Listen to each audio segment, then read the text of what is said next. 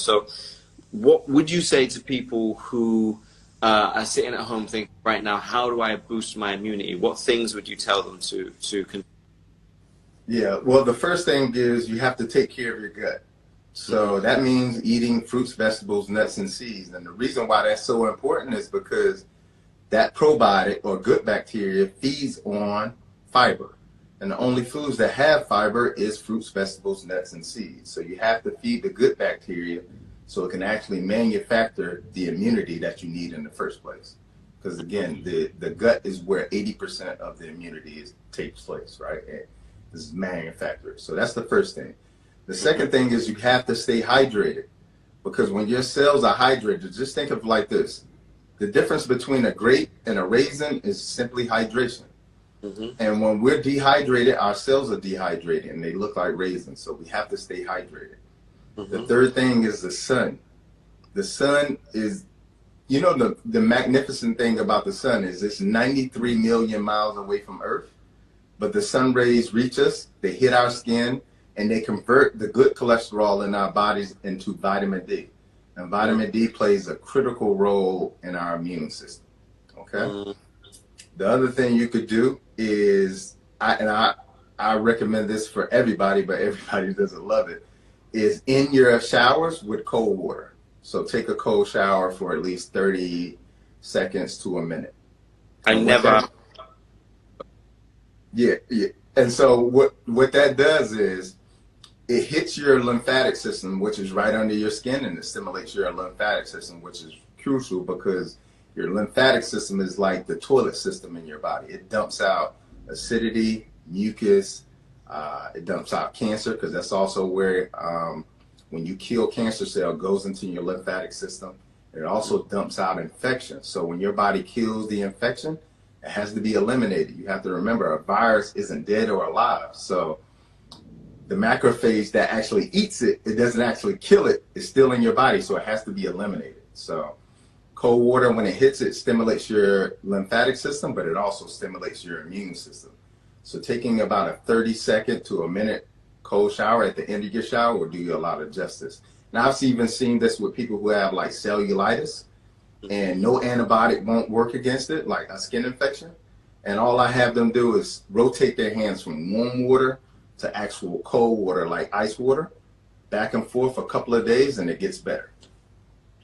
Okay, so sunlight and cold showers. What else? Sunlight, cold showers, eating a healthy diet. You can take What is a healthy diet? Because a plant-based whole foods diet.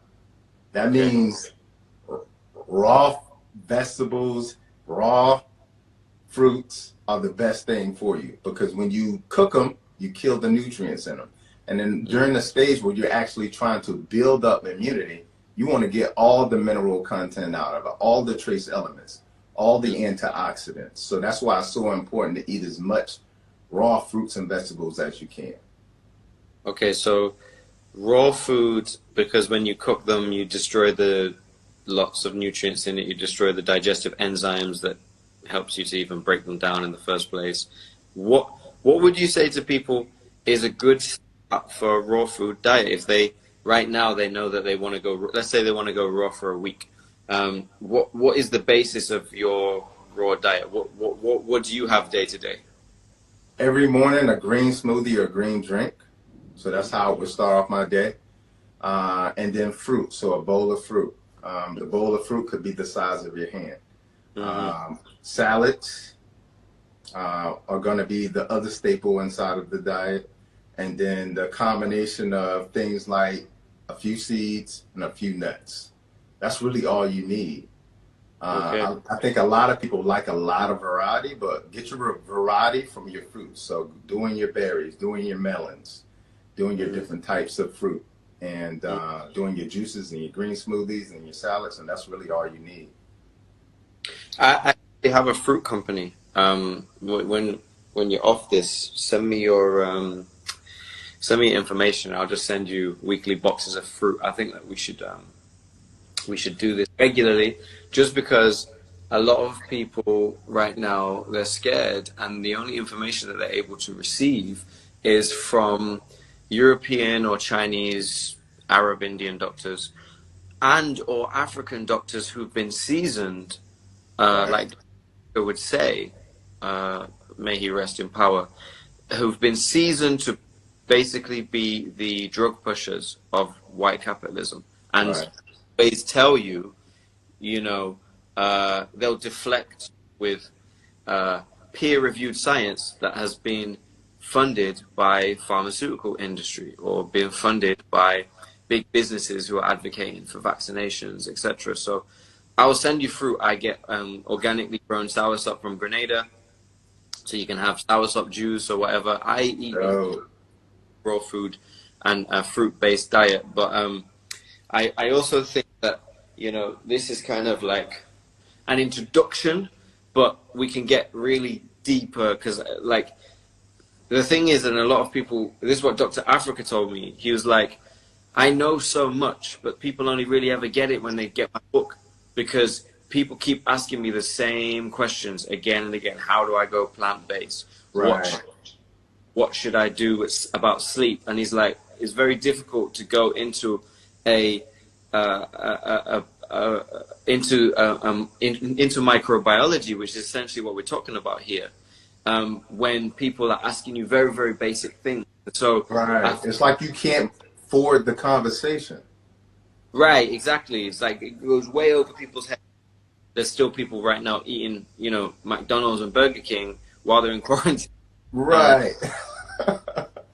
to be well. So I think we should do like maybe a series where we just keep kind of going deeper, deeper, deeper in the layers. But just just quickly, what herbs and what superfoods or supplements, if any, should people be taking to boost their immune system? Yeah, good question. So, sea moss is going to be really good. And the reason why sea moss is good, not only does it nourish the digestive tract, but it Hmm. actually removes mucus from the body. Hmm. So the combination of those two things are going to be imperative, especially during the time where you're trying to build immunity. Hmm. The other thing is elderberry, and I know there's been a lot of information out there about you shouldn't take elderberry while the coronavirus, but all of that started with a Facebook post, Hmm. and the information was based on theory. It wasn't based on science at all. There are no scientific articles or clinical studies that say that elderberry does not help you fight viruses and is bad for the coronavirus. So elderberry. If you don't have any symptoms, you can do it preventatively. So you can do like 1 teaspoon. If you actually have symptoms, you can do like 4 a day at the onset of the symptoms. What was that? Like a medicinal dose. I couldn't hear you. I'm sorry. So like a medicinal dose. Yeah, yeah, yeah. Okay. So you can do that in tea, or you can make your own syrup. Okay. Hmm. The other things that you could do is make sure you eat foods that are high in vitamin C. And notice I didn't say Mm. go out and buy vitamin C, but eat foods that are high in vitamin C because they actually have the complete form of vitamin C. When you go out and buy things like Emergency, which is like this pack that says it has ascorbic acid in it, ascorbic acid is not vitamin C. It is Mm. like the essentially like the antioxidant wrapper around vitamin C. So it's only one component. You need the Mm. full vitamin C. So eating foods high in vitamin C, green peppers, red peppers, yellow peppers, kiwis are really good, Mm. black currant, those sort of things. So start there. So Um, um so oranges and figs and all of these things that we know have vitamin C in them. You're eating it for the mineral vitamin C, which is, I believe it's calcium, and I think that I've got like all of my life I've been told, um, like basically this is one thing that puzzled me. I have been made to believe that vitamin C is separate to fruit almost, just because there's a manufactured product which the ascorbic acid, which they're trying to sell people as right, the vitamins. But the highest content of vitamin C that you can actually use is in fruit, right, and vegetables. right. And vitamin C is just one antioxidant. It's Mm. not every antioxidant. There's so many more that you need to mount an immune response. But the Mm. important thing to understand is even when they discovered vitamin C and they did the initial clinical studies in the 1930s,